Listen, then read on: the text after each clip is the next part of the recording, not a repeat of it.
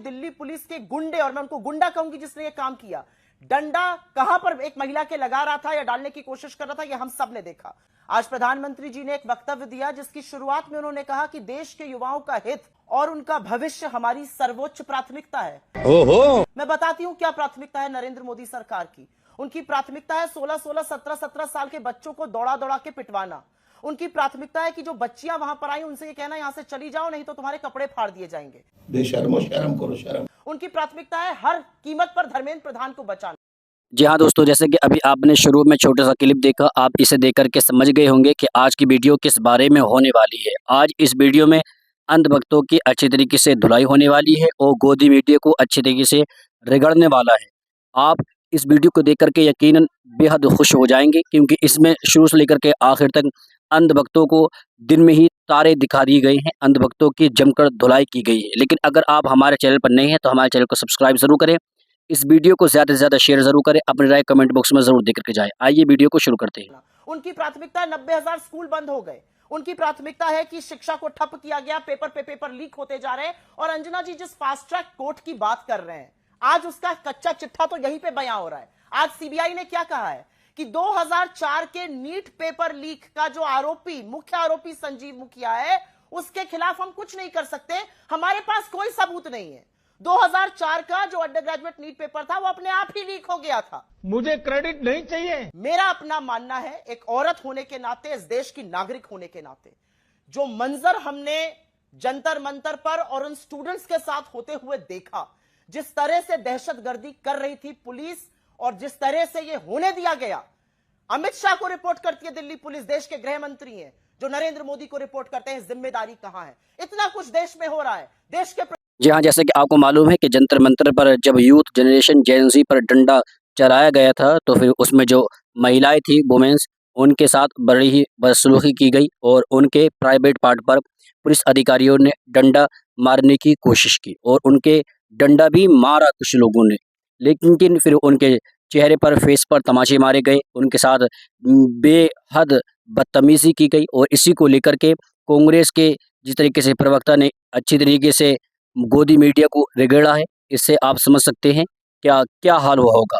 लेकिन जिस तरीके से मोदी सरकार जो कांग्रेस को ही बार बार घेरने की कोशिश करती है, आप उस बारे में इन्होंने बड़ी अच्छी तरीके से गोदी मीडिया को अपने हाथों लिया है। इन्होंने कहा है कि अगर कभी कांग्रेस की सरकार में पेपर लीक हुआ है तो उसका मतलब ये नहीं है कि आप भी पेपर लीक कराएं।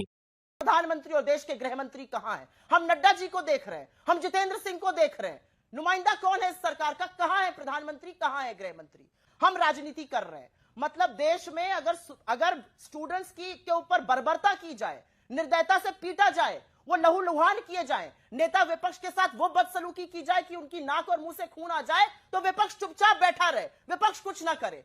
ये राजनीति अगर है तो ऐसी राजनीति और होनी चाहिए। और मैं एक बात और बता दूं, छोटी सी, ये थोड़ी विडंबना है, अगर ऐसा 0.0001% भी मोदी जी के साथ हो गया होता तो पूरी party, large sections of media और खुद मोदी जी विलाप करके कहते हैं कि कैसे उनकी जान को खतरा है, कैसे उनकी जान लेने की साजिश की गई। तो मैं भी कह सकती हूँ तो साजिशन किया गया नेता विपक्ष के साथ, लेकिन मुद्दा वो है ही नहीं। ये तो धोती खोल रहा है। मुद्दा स्टूडेंट्स है, मुद्दा फोकस वो है और उनके साथ क्या किया जा रहा है। संजीव मुखिया के खिलाफ तो प्रूफ ला नहीं पा रहे, चले फास्ट ट्रैक कोर्ट बनाने की। क्या गौरव भाटिया जी, अब आप जवाब दीजिए। आजा आजा बेटा, आजा आजा। देखिए, आज जो नरेंद्र मोदी जी ने फैसला लिया है, पिता तुल्य है, ये हमारे बच्चे हैं और हमारे। आपने देखा इन्होंने जिस तरीके से बात की थी कि जो बीजेपी सरकार के मेन मुखिया है वो तो सामने को निकल करके नहीं आ रहे थे जब जंतर मंतर पर लाठी चल रही थी। लेकिन जेपी नड्डा जो है वो सोनम वांगचुक से बात भी कर रहे थे और जो सीजीपी के प्रवक्ता थे उनसे भी बात कर रहे थे। उनके जो पार्टी बनाई है जिन्होंने, अभिजीत दीपके, उनसे भी बात कर रहे थे।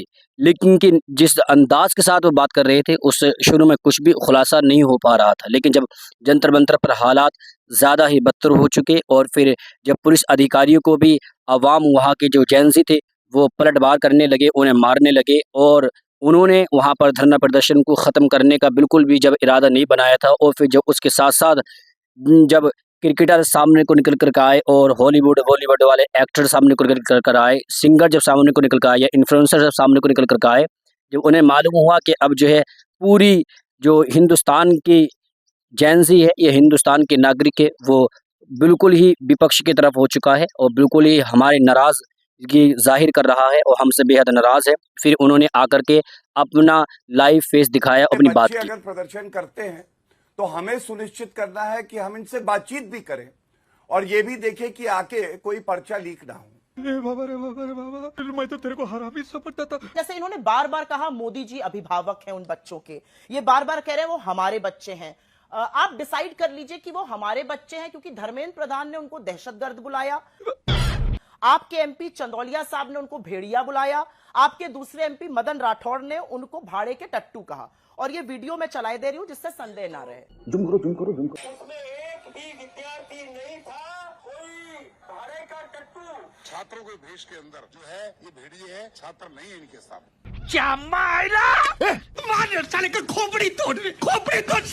ये बीजेपी का वक्तव्य है, तो बीजेपी पहले डिसाइड करे कि वो आपके बच्चे हैं, हमारे बच्चे हैं, इस देश के युवा हैं, 16-16, 17 साल के मासूम लोग जो अपने हक की लड़ाई लड़ने आए हैं वो हैं।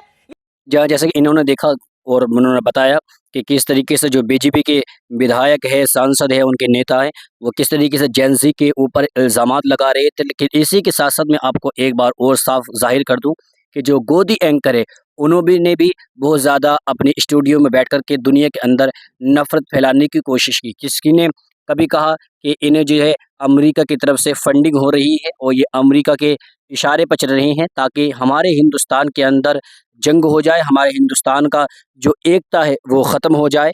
और इसके अंदर जैसे कि और देशों के अंदर जंग हुई, लड़ाई हुई और उनकी सत्ता परिवर्तन हुआ, सत्ता बिल्कुल बदली गई, इसी तरीके से हिंदुस्तान के अंदर भी हो जाए। लेकिन दूसरी तरफ दूसरे ने कहा कि इन्हें चाइना की तरफ से फंडिंग मिल रही है। आप देखिए कि एक कह रहा है अमेरिका की तरफ से फंडिंग मिल रही है, दूसरा कह रहा है कि चाइना की तरफ से फंडिंग मिल रही है। दूसरे चाइना की तरफ से फंडिंग करने वाला वो कह रहा है कि इन्हें चाइना इसलिए दे रहा है कि ताकि ये आपस में घिर जाए, आपस में लड़ाई झगड़े करने लगे और चाइना यहाँ पर आकर के दबाव बना ले। यानी कि इन्हें हिंदुस्तान के जो जैन ज़ी हैं, जो यहाँ के नागरिक हैं, उनके अंदर भी एक जासूस नज़र आ रहा है। फिर किसी ने कहा कि इन्हें जो ये फूड इनके डिलीवर किए जा रहे हैं, जो यहाँ से किसी भी जो कंपनी के वहाँ पर पिज़्ज़ा डिलीवरी वाले हों या कोई भी हो, वो जहाँ पर खाना लेकर के आ रहे हैं, फिर उन्हें बाहर से खाना भेजा जा रहा है।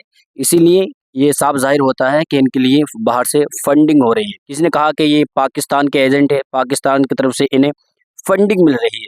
लेकिन सोचने की बात ये है, और किसी ने ये भी कहा कि इन्हें जो ये लड़ाई करने का जो इन्होंने सीखा है, इन्हें पाकिस्तान ने ट्रेनिंग दी है और पाकिस्तान ने ट्रेनिंग दे करके वहाँ पर भेजा है। आप सोच सकते हैं कि हिंदुस्तान की राजधानी दिल्ली, नई दिल्ली के अंदर ये जंतर मंतर पर जो प्रोटेस्ट हो रहा था, इसमें पाकिस्तान के एजेंट, पाकिस्तानी से ट्रेनिंग लेने वाले कैसे आए? क्योंकि वो तो अमित शाह के अंडर में आती है और क्या अमित शाह की इतनी भी शक्ति नहीं रही कि वो अपनी राजधानी में आने वाले आतंकवादियों को रोक दें।